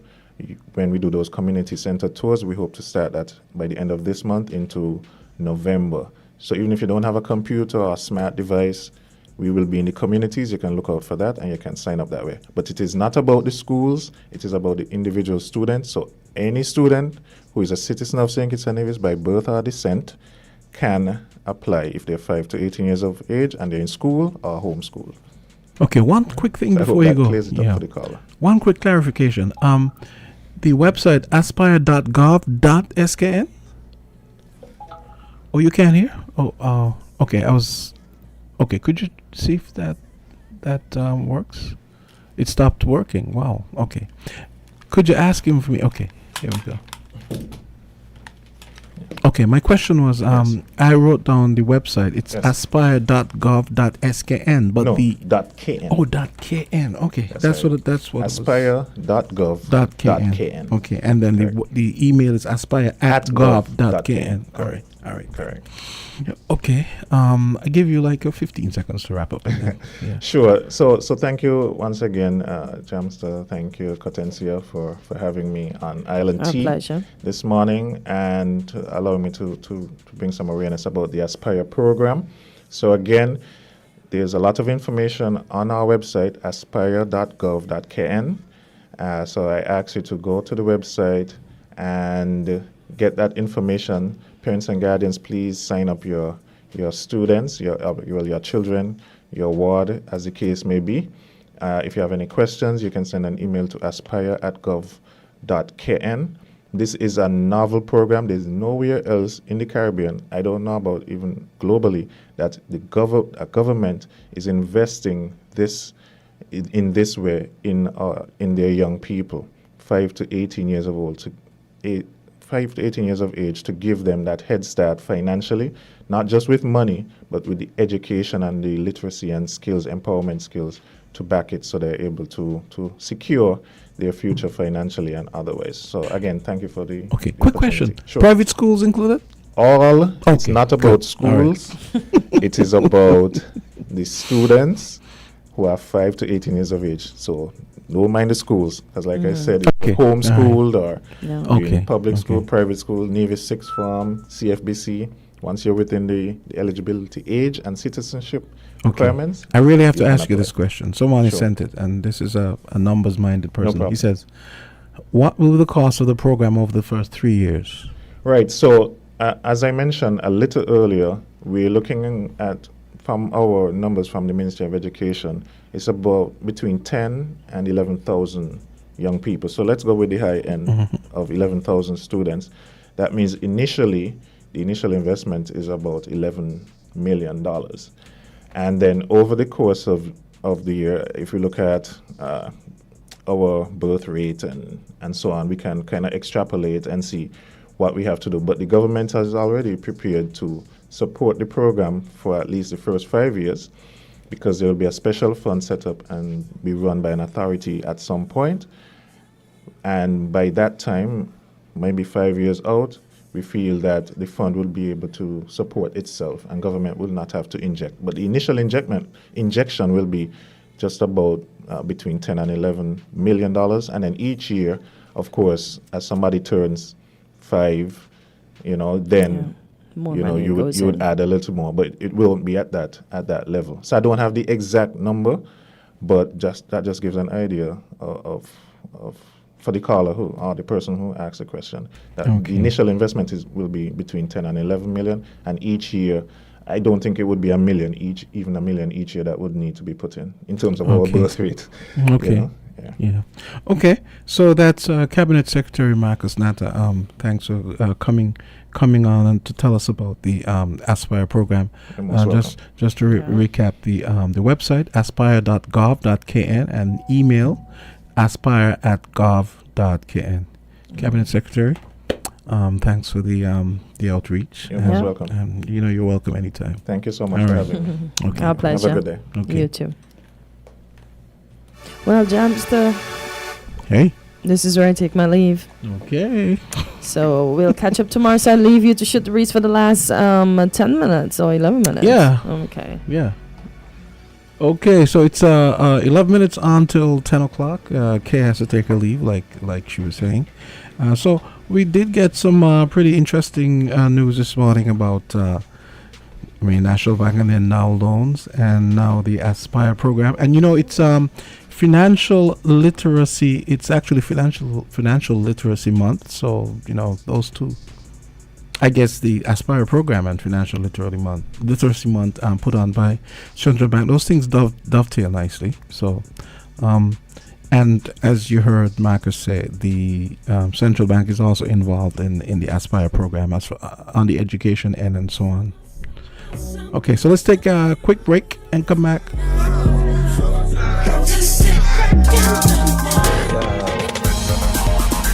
We're different. We're 98.9 WINN FM.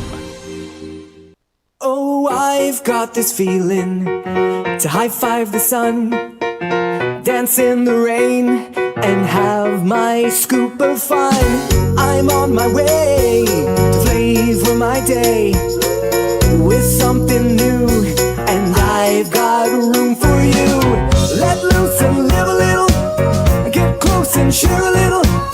Give in and taste a little, you'll fall in love with creamery novelties. Love life and live a little, get close and share a little. Give in and taste a little, you'll fall in love with creamery novelties. Enjoy Creamy Novelties Ice Cream, distributed by Rams Trading. Live a little. Hey kids, drink healthy! Reduce sugar chubby with the same great taste. Lots of magic fruity flavors, drink the more healthy way. It tastes so yummy, chubby, chubby, chubby. 25% less sugar chubby. Be active, be healthy, drink lots of chubby. Kicking football, playing cricket, having fun in the sun. It's chubby. Reduced sugar chubby keeps you cool and refreshed. It tastes so yummy, chubby, chubby, chubby. 25% less sugar chubby. Jumping rope, running races, have fun. It tastes so yummy, chubby. Drink the more healthy way.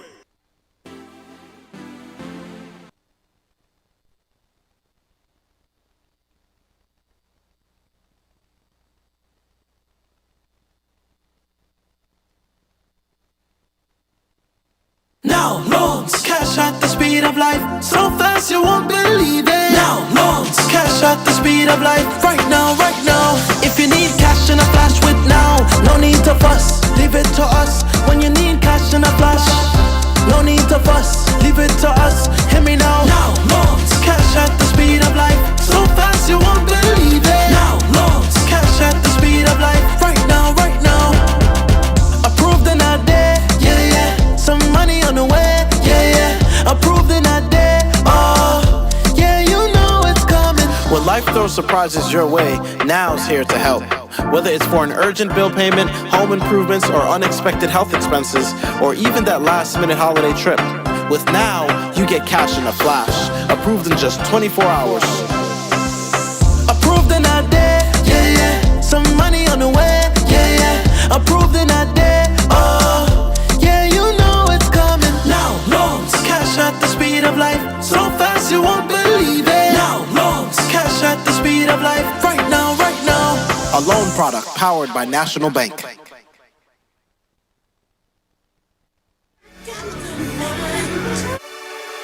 Okay, so we are back with our remaining moments. I'm all alone, so here's hoping you guys are gonna keep me company for the next 7 minutes.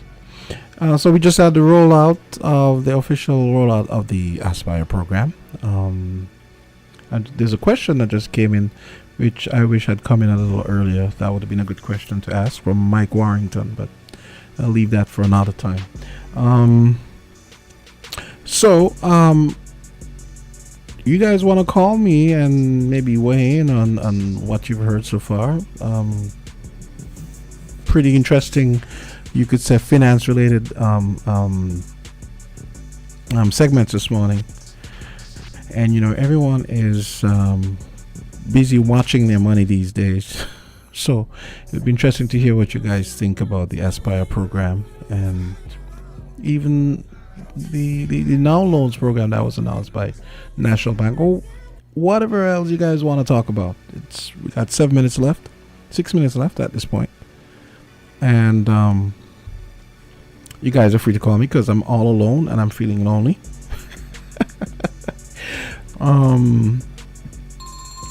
Okay, so let me see. Okay, let me take this call. Caller, go right ahead. Hi, good morning. Island Tea. Hey, what's up? I'm good. The Aspire program that the guy was talking about, the descent children, I don't agree with that. Because the fact remains they not encourage people to born children in St. Kitts. Because then when they get pregnant, they come to to New York and born a child, and they go down and they have the same privilege that those that born down there.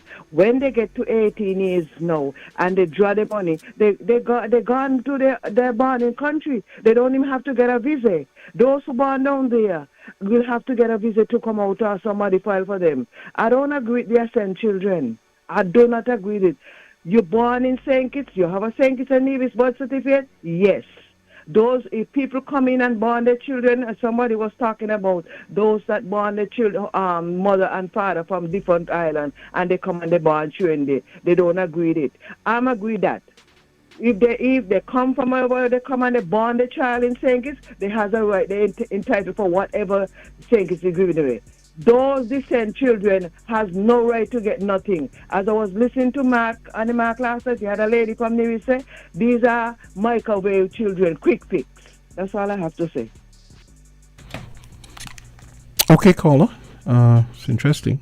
I figured people would have a lot of things to say concerning the program, but yeah, so give me a call now. Some callers are calling my cell phone. Please call 662-0989 or 466-0989. All right.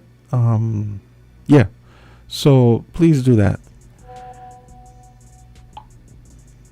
Okay, so we heard from that caller. We got 4 minutes until 10 o'clock. So if anyone else wants to call on any topic, and people seem to be very interested, I would say, in the Aspire program. So we're gonna see how that works. Okay, so feel free to call me. I'm just here trying to navigate. I'm getting all these calls, and just letting some people know that please just call regular. Caller, go right ahead. Island T. Yes, Jamsta. Hey. Good morning. Yes, I think the lady just called in and said that she thinks that the children of descent shouldn't get anything, but I think initially I heard that you have to be resident in St. Kitts, isn't it? The child must be resident. Yeah, Kitts, yeah, but he did say that kids who they said that the kids or grandkids of a condition on the vision, that they're covered. Right, but they have to be resident in St. Kitts, so. Oh, they have to be resident. Okay, all right. I didn't even Right, I didn't so I catch think that nuance, but cancels yeah. her- Yeah, it kind of cancels her concern that children in New York or somewhere else may benefit. You see what I mean? Yeah. Mm-hmm. Because it would be weird to That's discriminate interesting, against yeah. children who are citizens, but if you say then they have to be resident, then that caveat obviously means that you have to be, present in St. Kitts and Nevis. So Yeah. Mm-hmm. I think that's helpful. But yeah, my question, I was busy and then I tuned in late. I really wanted to see if that was an alternative to the CBI to the program? dividends. The dividend thing? CBI dividends, yeah. Because it probably does make more sense to invest in the child's future, in the children's future. Absolutely. Rather than just getting that money and blowing it, because that's probably what I would imagine most of that CBI That's what most money people went do. to Amazon or Temu or somewhere else. Yeah, So, yeah, it's word. probably a better look. Yeah, for real. And I got a comment here. Someone says, "Where will this money be coming from for the Aspire program?" But I mean, I guess don't want to make any assumptions, but I think he kind of answered that question indirectly. I mean, it's probably coming out of the government coffers. I mean, you have to argue that this redounds to, like what you just said, it redounds to the benefit of our children, right? So It does. I don't think we can really we can't really. They had a Go ahead. They had a similar program here in the UK where children born between, I think, 2002 or 4 up until 2017, I think, or 11. I can't remember which one. They had a similar program for them. Okay. And when they turned 18, then they can access the trust fund and get the money out. I think the difference with the St. Kitts program is that there's an educational aspect to it as well, which is helpful. Yeah. Mm-hmm. But while we're on the topic, yeah, I still want you to hold the government to account as to why there is no real public accounts committee and why we can't, see how government spending is going, see government accounting, and even understand and know how much money is in the CBI program, how much money is available at present, and how it's been spent. Those are fair requests. Mm-hmm. We need that. Yes. We need. And who was it you were supposed to have on the show yesterday that you didn't? Oh, the AG, Gath was supposed to The be AG. here, but When is yeah. he coming? Because I got questions for him. We haven't rescheduled yet, but I'm sure he's gonna make time to come at a later date. You sure? Yeah, I'm sure he'll come. I got questions for him, and it's not about a phone. So let me know when he's coming. Do let me know. Okay, for sure. You'll hear. I mean, you're a listener, so you'll know. Okay, gotta go at this point. It's just about 10 o'clock, and so you're gonna join us tomorrow, I'm sure. And you I have will a great. try. It's been a busy week. Okay, and everyone, wishing all the people on the chat and so on, everyone listening via radio. If you're having challenges hearing us over the radio, we're working on improving that. But just remember that you can always get us at winmediaskn.com, and Island T is actually simulcast on TV, so you actually get to see us on TV on the cable's cable TV system on Channel 40, TV Caribbean. Big up to Andre. And just reminding you, tomorrow from 8:30, we're going to be having Ross University in there. We're going to be talking about the Ross Scholarship Program, which is extended to students of Neva Sixth Form and Bryant College. So that's going to do it for, on behalf of Jay Black and Kortensia, that's going to do it for Identity for today. Join us tomorrow at 8 for another episode. Mwah.